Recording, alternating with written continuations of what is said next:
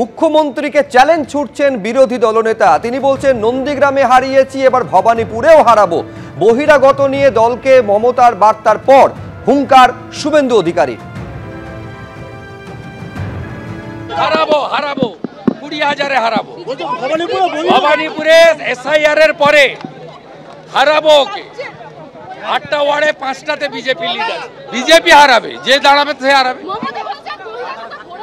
BJP ওখানে 14 সালে হারিয়েছে, 14 সালে হেরেছে। এসআইআর এর পরেও হারবে। আপনাকেই হাঁটাবো।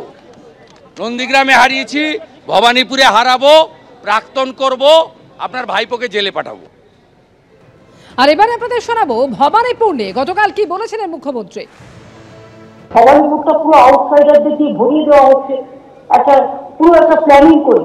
আমি আউটসাইডার মানে যারা বেঙ্গল থেকে তাদের আউটসাইডার বলছিলাম, যারা হঠাৎ করে বাইরে থেকে এসে টাকা খরচ করে জায়গা কিনে বাড়ি তৈরি করে কাউকে কিছু টাকা দিয়ে লোকালি বেরিয়ে চলে যাচ্ছে, এবং তারপরে সেই জায়গাগুলো আদৌ যারা ফ্ল্যাট কিনছে তারা না পাচ্ছে, জল না পাচ্ছে, ড্রেনেজ সিস্টেম না পাচ্ছে ঠিক মতো ব্যবস্থা।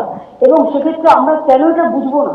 সবকিছু দেখে রাখতে হবে আমাদের, কারণ দায়িত্ব আর দায়বদ্ধতা সবই আমাদের। সেই জন্যই আপনাদের কাছে আমার অনুরোধ থাকবে, আর সবাই ভালো থাকুন, সবার পরিবার ভালো থাকুন। চলতি সপ্তাহে ভোটার তালিকার ম্যাপিং শেষ করার নির্দেশ। 15ই অক্টোবরের যে ডেডলাইন দেওয়া হয়েছিল সেই ডেডলাইন পার হয়ে গিয়েছে। চলতি সপ্তাহেই শেষ করার জন্য নির্দেশ দেওয়া হয়েছে। রুমা পাল আমাদের প্রতিনিধি আরো বিস্তারিত বলতে পারবেন এই নিয়ে। কি খবর রয়েছে রুমা? দেখো, জানিয়ে রাখি 2002-এর সাথে 2025 সালে যে ভোটার তালিকা একটা মেলানোর কাজ চলছে সেটা কিন্তু 15ই অক্টোবরের মধ্যে শেষ করার কথা ছিল। সেই ডেডলাইন কিন্তু পেরিয়ে গিয়েছে। এখনো কিন্তু বিভিন্ন জেলায় দেখা যাচ্ছে যে ওই ম্যাপিং এর কাজ চলছে। সে কারণে আজকে একটা বৈঠক ছিল এবং এডিএমদের পুরোপুরি বলে দেওয়া হলো এবং খুব দ্রুত শেষ করতে হবে।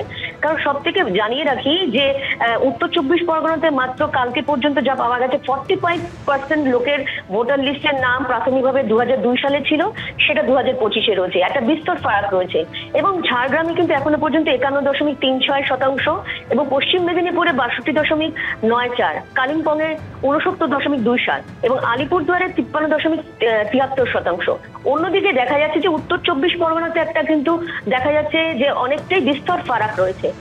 এবারে 2002-এর সাথে 2025 সালে যে ভোটার তালিকা মিলিয়ে দেখা হচ্ছে, অর্থাৎ যার নাম রয়েছে অথবা যার নাম নেই তার বাবা মা বা তাদের যে তার বাবা মার যদি নাম থেকে থাকে কিনা সেটা কিন্তু মেলানোর কাজ চলছে। এটা কিন্তু টেবিল টক চলছে, মানে একেবারে এটা কিন্তু বাড়ি বাড়ি গিয়ে চলছে না, কারণ 2002 সালে লিস্টের সাথে 2025-এ মেলানো হচ্ছে। কিন্তু এখনো সেই কাজ কিন্তু শেষ হয়নি এবং দেখা যাচ্ছে যে বিস্তর ফারাক রয়েছে এবং কোথাও 45%, 50% পাওয়া যাচ্ছে, 50% পাওয়া যাচ্ছে না। এক্ষেত্রে যদিও কমিশনের যুক্তি, যেহেতু অনেকে মাইগ্রেট হয়ে গিয়েছে, ডেড ভোটার্স রয়েছে এবং অনেকে বিবাহ সূত্রে অন্য জায়গায় চলে গিয়েছেন, সেক্ষেত্রে ঘটতে পারে। কিন্তু আরো একটা বিষয় কিন্তু মাথা ঝাড়া দিচ্ছে, কোনো কারণে কি উত্তর 24 পরগনা বা বিভিন্ন জেলায় যে অন্য বাংলাদেশ থেকে এসে তারা এখানে থাকেন কিনা বা ভোটার লিস্ট তৈরি করেছেন কিনা, সেটাও কিন্তু একটা প্রশ্ন চিহ্নের মুখে।